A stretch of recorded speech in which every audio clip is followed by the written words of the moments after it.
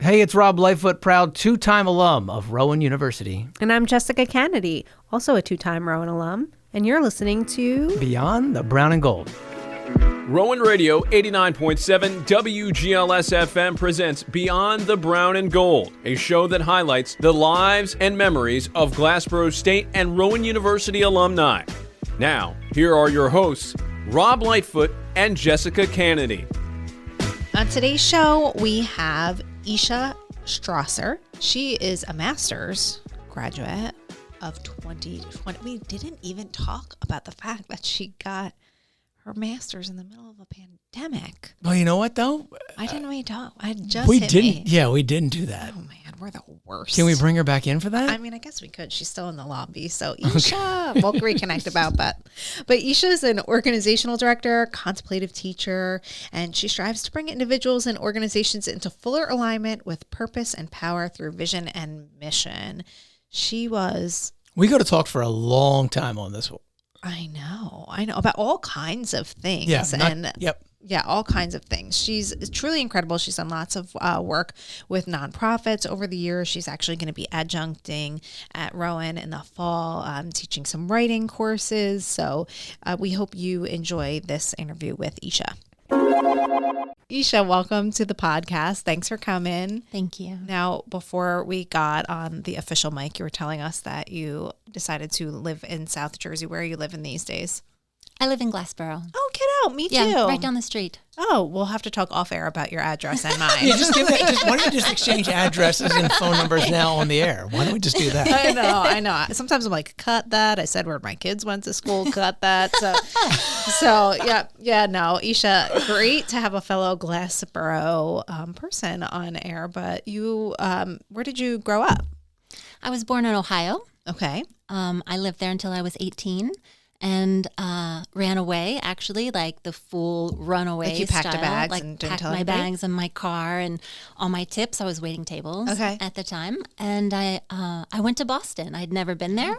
I didn't know anyone there. It's a long story. We have got plenty of time. I feel like what had you running away? Is that an appropriate question? She's already getting out of this. Yeah, that's what we want to go to, right? You started a good story there with an explosion moment, and then you just... Well, Boston's another lifetime. That would be a whole different story. But I lived in Boston for a couple of years. Okay. That's when I was introduced to the Meisner technique. I was really interested at that time. I had found a book on meditation at a metaphysical bookstore in Cincinnati. And the Midwest at that time in the late 90s was like not an epicenter of anything that had to do with yoga or all of that was very fringe at the time. And is that what had you escape? Is that what had you were looking for this fringe world? Thank you. Well, I have always lived in the fringe. Okay. That's always been a part of my work in the world. But there were a lot of reasons that I moved to Boston. That was definitely one of them. And so when I got there and I found all these pockets of like creativity and art and the Meisner technique, which is ultimately what led me to New York a few years later to study at the neighborhood playhouse. It's like an improv technique, but it's really based on exchanging energy with a person. Okay. So it's where Martha Graham used to dance. So it was all about like experimental movement and somatic exploration. Like how do we retrain our systems to move in a free way in the same way? Like how do we interact with another human in a way that's completely authentic? And for me, that aligned so closely with my interest in yoga and meditation and coming into contact with what was real in life instead of what I perceived as like illusory. So even now with like yoga being so like common, like, there's a yoga class on every corner, to do it so young is, I don't think, as common. So were you doing that from like early on? Well, yeah, that's a great question. Well, from as young as I can remember, I always had this really deep connection with the unseen. I spent a lot of time, my grandparents had a farm in Indiana. So rural Indiana, like woods and go Hoosiers, right? That's exactly what they would say. And I would just go into the woods and just found such a sense of connection that was always hard for me to describe. As a little person, I would say things like, I think I see fairies. And, like I didn't have a way to articulate that I had a sense of like the wonder in the world. And so studying Eastern philosophies, like I stumbled into a book by J. Krishnamurti, and that language of consciousness and of energies that are animating all of life beneath the surface. That was my language. Like I understood that in a really deep way. So finding that inlet to begin to articulate what I had a sense of, it wasn't like finding something new for me. It was like remembering how to articulate something that I had always known or something. So was this an interest that was shared by friends or others? you were on your own seeking on. So that's what I imagine is the fact that what I'm hearing is I can't imagine. Was your family into any horrified? Of this? Exactly, and that's what I was trying to draw that out. I'm getting that's why she ran. We're sort of backfilling the pool here. Okay, I think is what we're doing. I was also like a punk rock kid. I hung out with very unusual. I don't see you as a punk rocker. I don't see that either. Tell us more. Well, bleached hair, dyed red. Favorite and it was band? Curly, huge. Favorite band, please. Sex Pistols. Okay. I mean, like the Pixies. I was a fringe person. All my friends were artists and skaters, and that was not cool for my sister, who was like popular and like in with people, or So then where is, I guess, I'm trying to find the transition moment that takes you from you are punk rocker and you say, you know what, I need more authenticity in my relationships in my day to day. Like, what is the moment where you said, I'm going to go hang out with the trees? Yeah. Well, Did you say she hangs with the trees? I don't know. I thought you were in nature. I totally hang with trees. Yeah. I still hang with trees. But to me, they were synonymous. To me, like the attitude of punk rock, of rejecting the norm, of not being willing to like accept things as they are. Like that was probably the beginnings of my social justice work. I mean, I did get kicked out of school when I was a senior because I found out. I was always into getting scoops at the time. I found out that our principal had pulled a book off the shelf that was about me and my two mommies. And I became outraged and decided to do this like whole story about that. This is in 1997. Wow. Yeah, it's like I'm happy to date myself because I love the aging process. And I just doing remember it beautifully, by the way. Yeah. that is very kind. Just gonna put that out there. That's very sweet. Thank you. It's an art. No one talks about the art of aging, and I'm into it. So off air, when we exchange addresses, we can talk about that too. Perfect. So the connection between punk rock and what I understood is like the interior of life. Like there was something synonymous about that, to be honest, I've only recently been able to connect. Okay. Because they do seem so disparate. And I recently published a piece of writing that took me years to finish because it was that question. Like, what happens when we stand in worlds that don't intersect in any way? Like my work in the spiritual domain and as a lifelong practitioner of meditation and yogic disciplines and as an interfaith minister and as very much a person who sees myself on a spiritual path in life. How does that, and the circles that I am in there, find a way to intersect with my social justice circles and the ways that I work towards creating a more equitable, inclusive world? Because I often find when I'm in one circle, it's difficult to talk about the other. And when I'm in the other circle, it's not so in my mind, I had to create this sort of Venn diagram for myself. Like, I know these two worlds meet because they do in me. So I just have to find a way to say it. It's like my favorite thing is when I'm thinking or talking and I get to that point where I don't know how to articulate what I'm thinking. It's like it's interesting that you like that.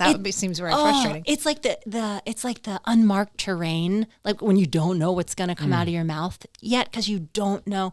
I mean, I imagine musicians probably feel this, like when they're inspired and they're like playing jazz or like riffing, like sometimes you don't know what's going to come out next. And that process of creation is a source of fascination for me. So on this personal journey, where did education come into the mix? Did you always want to study this area, or did that come up as you were kind of exploring your post-Midwest path? Wow, another really great question. So because I grew up in a working class family, education was not emphasized in any way. My parents did not go to university. It was a working class mentality. So it was, your independence and not needing anything are prized above all else. Okay. So, I got my first job at Dairy Queen when I was like 15. I was waiting tables by 16. Independence, that was sort of the thing. But I have such a curious mind that I was always a student. So I was a student of yoga. I was a student of the Alexander technique. I was the student of Meisner. I was always a student. I think I am just a perennial student. I'm always learning.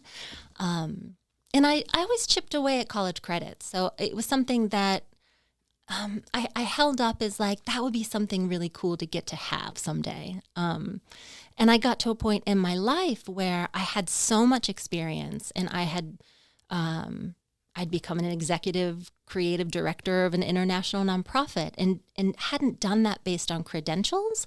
But what I learned from growing up in my family was that whatever I didn't have in terms of credentials or money, I wasn't always the smartest person. I didn't always have, access to the right thing to say, but I worked hard. Like I could work circles around the other waitresses at any restaurant, and it was the same for me in any class in academia. Like I'm kind of a workhorse in that way. So when my spouse and I were deciding between, do we move to New York and build a life in Manhattan, and then I would have stayed at the international nonprofit where I worked, or did we move to South Jersey? Part of that was informed by, once we looked at housing and, what a life in Manhattan would look like versus a life in South Jersey.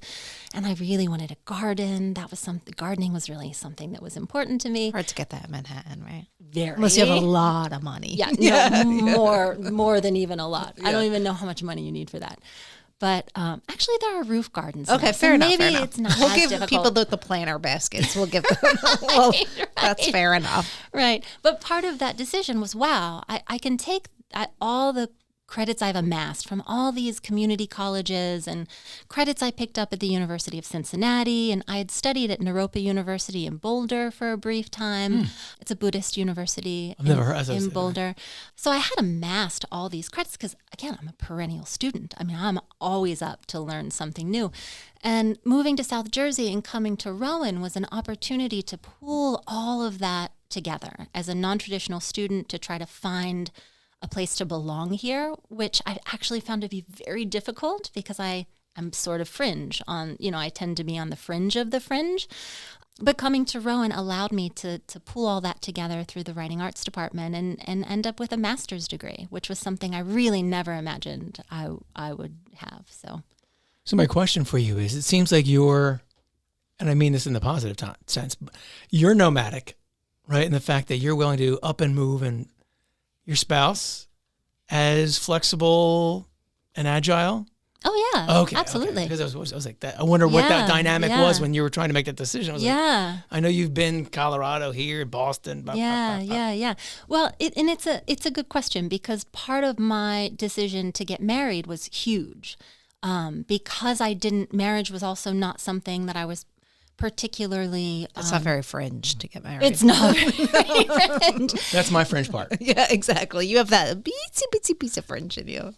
Well, and I took it very seriously. Like, the decision to build a life with another person, really, that had implications so much bigger than where do we live. It was like, how do we share energy together? How do we create a harmonious home that brings out the best in each other? Because I had also seen a lot of people get married, and it didn't always have sort of a regenerative effect on them in the long run. And I'm so committed to always being just on the periphery of what I know, So I always want to grow. I'm always, if there's a place I can go and be uncomfortable, if it means I'm going to grow, I will go there so that I can grow.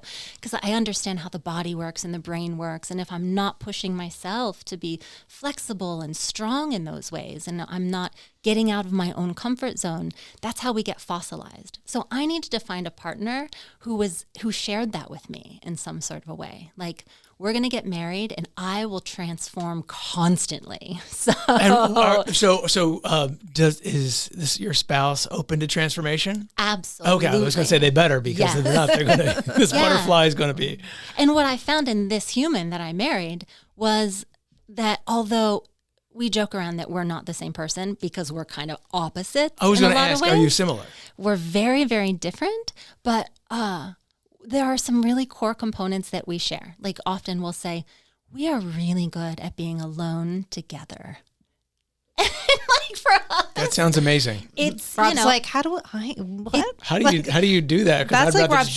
I would rather be alone and alone. Can I do? Oh, I do. Some people want that. That's okay. Yeah, and being alone is also fantastic. I have been lived alone for long stretches of time, and I was so happy that way. I mean, really, I'd be happy in a cave in the Himalayas. That's really the dream job for me. If I could figure out how to get that. I saw something on Indeed this morning, but I wasn't sure of it.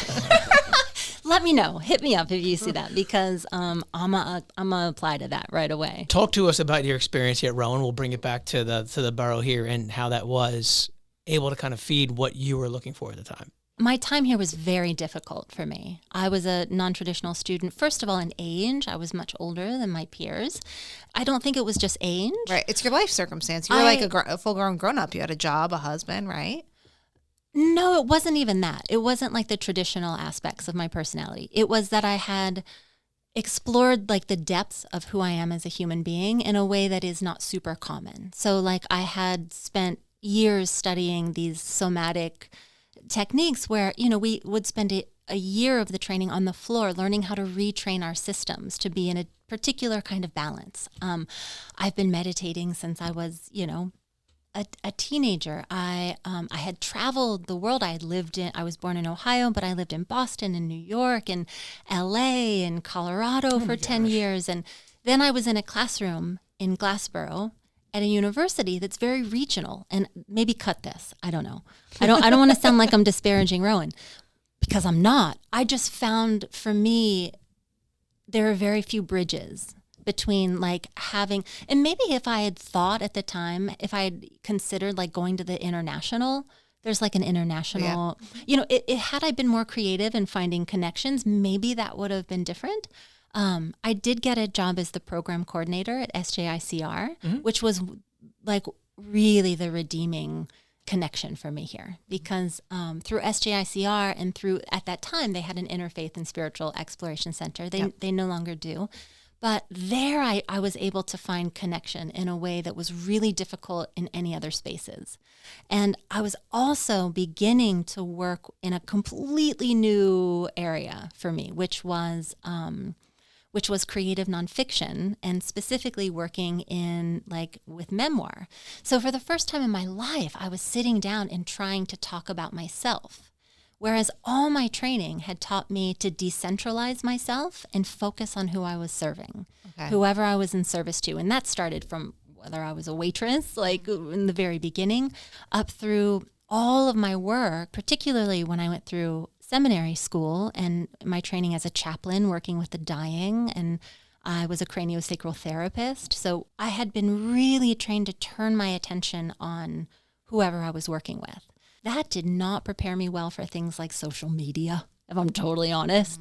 Having to really talk about yourself and shine a light on your personality. All of my practices, particularly my spiritual practices, were about identifying with my soul and letting the light of my soul be the energy that informs how I'm moving through the world. And not that I ever saw anything wrong necessarily with focusing on the personality. I just didn't have ways to do that made sense to me. So sitting in a classroom, having to write stories about myself was, I think it is for anyone. It's riddled with unexpected challenges. Now, what was your goal in pursuing this master's? you had all this great life experience. You already had a lot of education. What had you pursuing the master's in writing? Did you see, taking that next step and kind of, maybe authoring some things? What was your thought process there? Oh, yeah. Thank you. There was actually, so when I worked for the international nonprofit in New York, we had a seminar each year where we would invite a speaker from a different organization to come in. And one year we invited the executive director of an organization called the Images and Voices of Hope. And this woman came in. She had worked in New York, I think it's at MSNBC or CNN. She'd worked at one of these big news organizations. And she found that the news cycle was so traumatizing to people that, it would tell the worst of what was happening, and then it would tell, again, a new story about the worst of what was happening. And it was this cycle of just constant barrage. I don't watch the news. Yeah. So she started this nonprofit where they would go in and they did not shy away from difficult stories.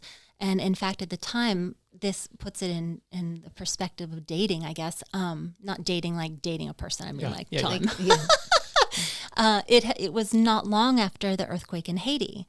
And their organization had gone in to cover that story because at the time it was, again, just really traumatizing coverage. And so they had set a whole crew there to stay for a while. I think it was like a month, maybe longer. And they were reporting with the local people. They were talking about the devastation and the horror of what had happened. But they were also covering these extraordinary stories of people who, in the face of being completely demolished, somehow were able to demonstrate resilience. And that's what Images and Voices of Hope was all about. And when she was speaking, I remember thinking, I know that. Like, I know what that's like, having gone through a lot of trauma in my own life. When you go through something and then it's like you're devastated. Like, you cannot imagine that there's a possible way that it could ever work out. And then somehow it does. And there's some wonder about that. And I thought, if I could ever do something other than what I'm doing, I would want it to be something like that, where I didn't shy away from the horrors of life because they're real, but then I didn't linger there over long because the story's bigger than that. Like, we're all, our own stories are resilient, bigger than the worst things that have happened to us. And in the cases where there are people that are just constantly traumatized, I think that's where more attention and light and support needs to go. And so that we can see that in each other, not say it. Like, the worst thing that ever happens is when you're going through something and they're like, it'll get better. It's like, no, or things happen for a reason. Like, if I cannot tell you how many times I've heard that in my life where I've been like, please do not tell me that, because that's not helpful. And it's also like telling you to relax when you're in the middle of having a meltdown. Yes, again, nope, not that helpful. Just sends me through the roof. I feel like we heard a nerve. I was going to say, I feel like we just touched on a nerve over here. Not helpful. No, it's but not helpful. If I'm in the room with you when you're having a moment and I can just be like a quiet, like gentle presence who just gives you the space you need to like experience what you're experiencing and know you'll come through it on the other side. Like, being in the presence of people like that is healing. And honestly, that's what my marriage has taught me so much about. Like, how can we just be steady, and also my deep friendships? How can we just companion each other through life without telling each other what to do or trying to fix each other, change each other, but genuinely learn how to support each other in a way that brings out, like, naturally, like, generates that kind of resilience. So I imagine for you that, because you want these deeper connections, things like texts and other like more superficial communication doesn't really, it kind of rings hollow with you. Oh, yeah, for sure. Yes. Okay. I think most people want that. Okay. So that's just me. Now let's swing back to prior to our start to the show here. You had mentioned that you were doing some work in prisons. Kind of want to talk about that, what that looked like, how you got there, and what you experienced. Well, my first experience in the prison, it was in Denver Women's Prison in 2013. And at the time, I had just finished seminary school. I studied at the New Seminary for Interfaith Studies. So in retrospect, that's really where my training in DEI work started, in an interfaith system where I wouldn't have called it like diversity and inclusivity work, but it really was.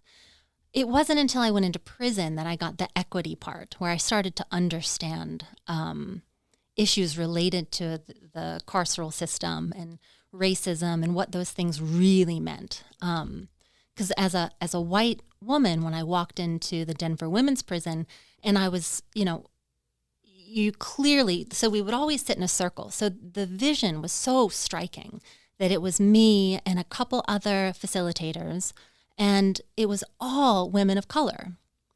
And there was one incarcerated white woman. And I was so struck by that. And I was struck by it because I was ignorant at the time. Because had I known anything about the history of our prison system, I would not have been surprised. But it was at the time very surprising to me. And that was really the seed. That was the beginning of my understanding. But I worked through an organization. I still volunteer with the organization called AVP, the Alternatives to Violence Project. And that was started in the 70s in a prison in upstate New York, Greenhaven Prison. There were a group of incarcerated men, and they were looking for alternatives to violence. That's where the name comes from. They had reached out to a group of Quakers in the area, and some of the folks who had worked with MLK in the, around peaceful protest and nonviolent ways to intervene and interrupt power. So the curriculum was really built out of the work of the civil rights movement. And then over the years, it just grew and grew and grew. So it provided a framework for being in the prison. All the work is done in group formation, meaning there's always a group of facilitators. There's always a group of people who are incarcerated that you're working with. And it's a full weekend workshop. So it's 22 hours spread over 3 days. And it was my first experience of being in a prison, having the meals, eating the food that is served to people who are incarcerated, which that alone should be enough to like get anyone, involved in the work of justice, meaning that the food and the water is just so bad. And then that work continued for me. I picked it back up more recently when I moved to South Jersey. The Alternatives to Violence Project has groups that are all over the world, really, but avpnj.org is the local group. Okay. And so I'm still very actively involved with And them. so you're facilitating these sessions.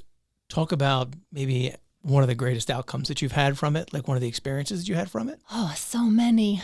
It's such humbling work. I mean, it's so, I think I, like many other people, went in thinking I was going to help somebody.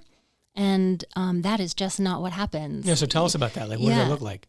What did it look like for me in terms of thinking I would help? Or? Like, you thought they were going to help them, but what did you actually realize what was the case?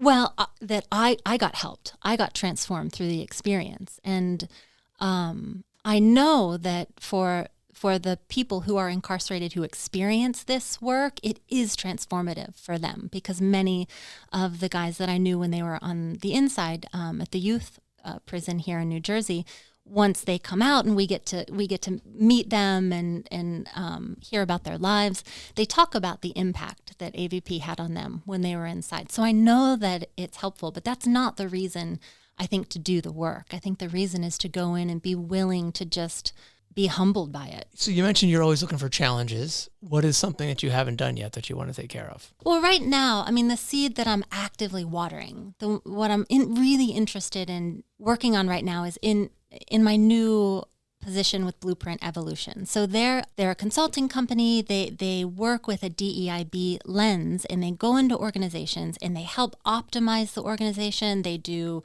streamlining of infrastructures. They work on transformative belonging. It's an amazing organization. And so I've been hired in part to bring an embodiment component.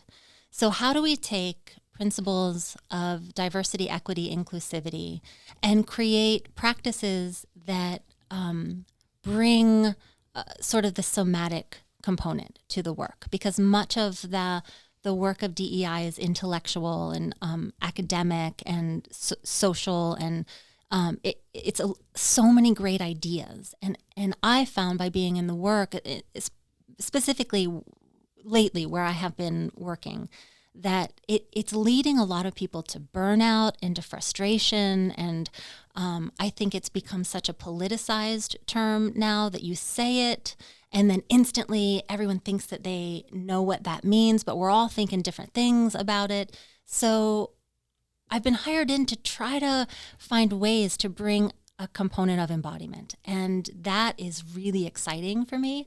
It means I get to draw on a lifetime of work, and recently I'm thinking a lot about in the civil rights movement when they were doing the work of nonviolent resistance, and that work got really associated with MLK, but it can be traced back to the work of Mahatma Gandhi in India, and he called it satyagraha. Satya is a word that comes from one of the limbs of Ashtanga, one of the limbs of an 8-tiered practice. And that idea of satya, it can be translated to mean truth or truthfulness, but that sort of deprives it of the depths of what that word means. Satya is really about being able to perceive the ultimate reality.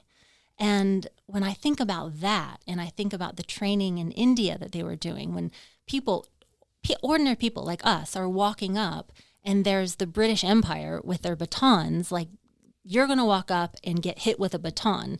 What kind of training do you need to have gone through to be able to face that? And in the civil rights movement here, like the lunch counter sit-ins, all of the things that have been done that show us that it's possible to face things that seem impossible, but to work through them. So that's a long way to say that the seed that I'm really trying to nourish now is how do we either re-articulate the work of the peaceful protest, because there's no peace work it doesn't evoke the kind of generative excitement that it used to. How do we either re-articulate or reimagine that to be included in this work again? What advice do you have for students who, I'm going to be really honest, Isha, I don't really know a lot of people like you.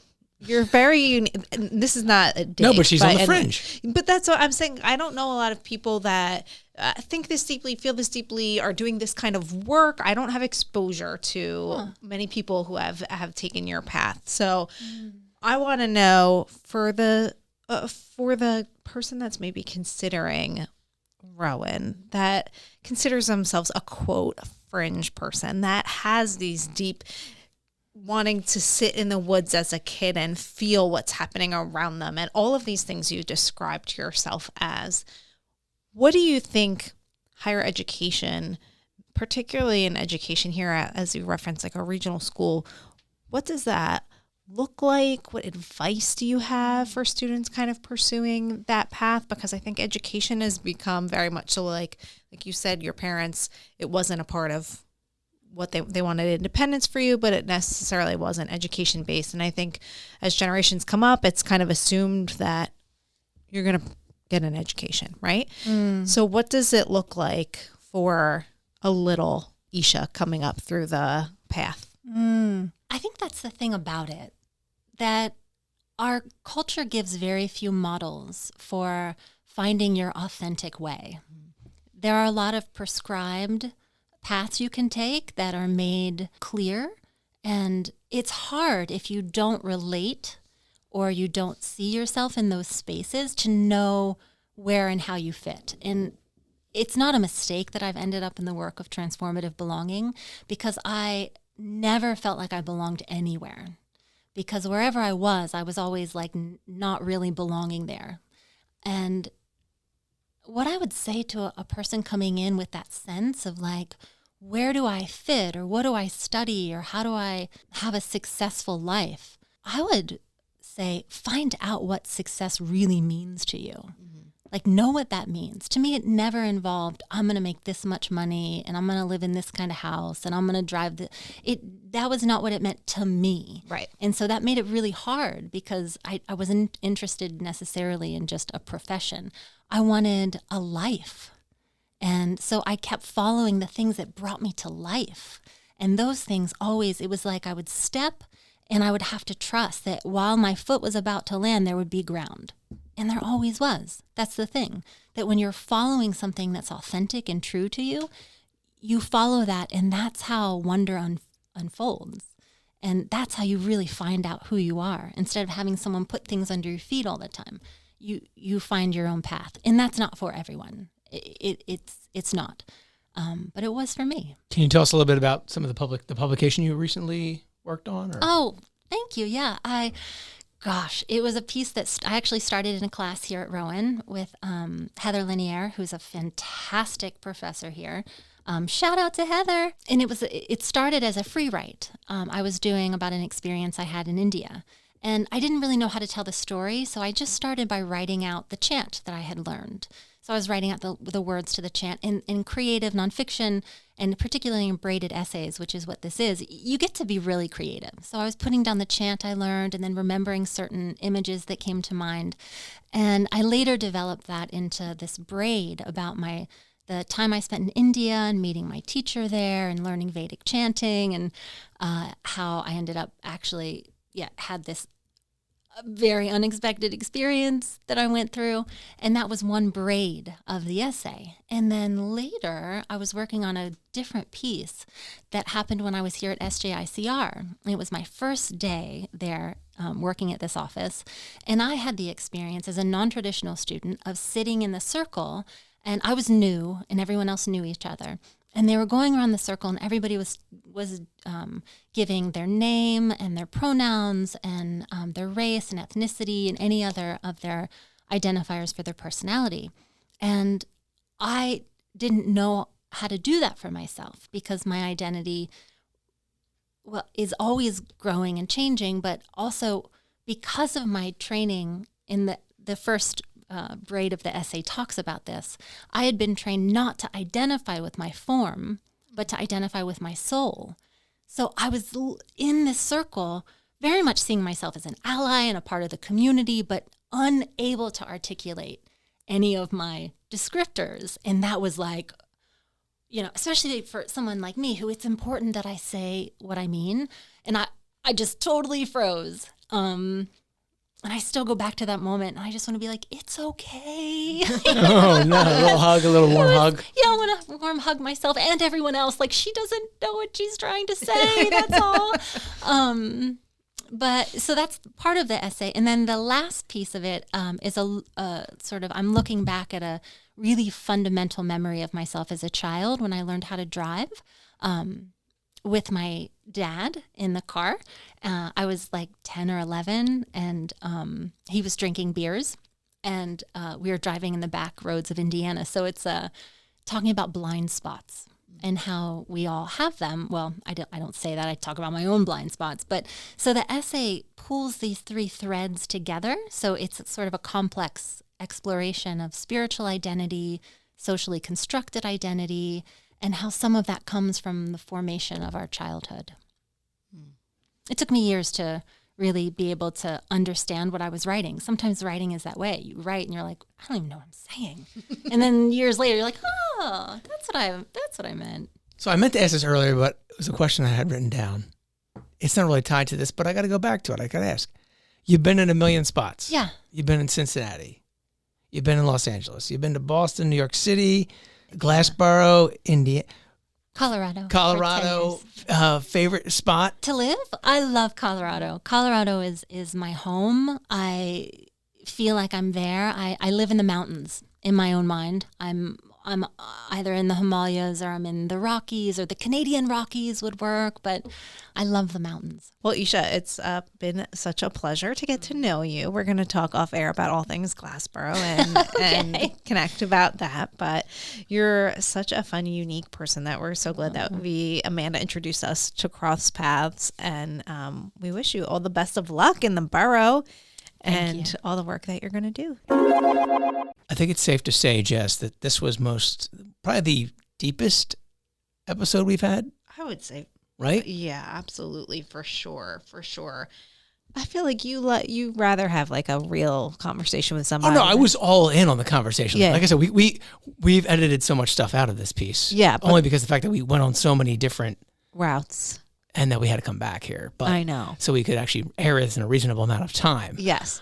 But yeah, no, I would have gone differently because it was so interesting, the stuff that Isha's doing and her perspective, and it is a whole new, like, she is such like this positive like force, and she's unlike any interview that we've done so far. So I think that that's really great for our listeners to be able to experience somebody with her experiences. And her. I think the punk rock thing, did you see that coming? I didn't see the punk rock thing coming. No, but then when she made the connection about how being punk rock was kind of fringe and she still lives kind of fringe, it makes. And I wonder if, I think to your point, if you mentioned it, I wonder how many other folks who are fringe will sort of align and maybe take some of her best practices and her work that she's been experiencing and take it forward. Absolutely. Well, Isha's a great resource for us. I'm going to keep tapping into her. She lives local, so maybe I'll see her about the borough.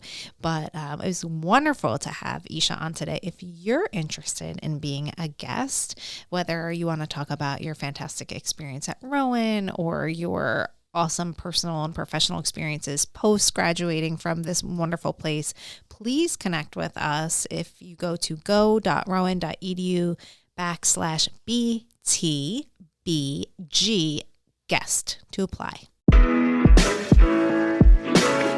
You've been listening to Beyond the Brown and Gold on Rowan Radio 89.7 WGLS FM. You can find more episodes on your favorite podcasting platforms by searching for Beyond the Brown and Gold or Rowan Radio On Demand.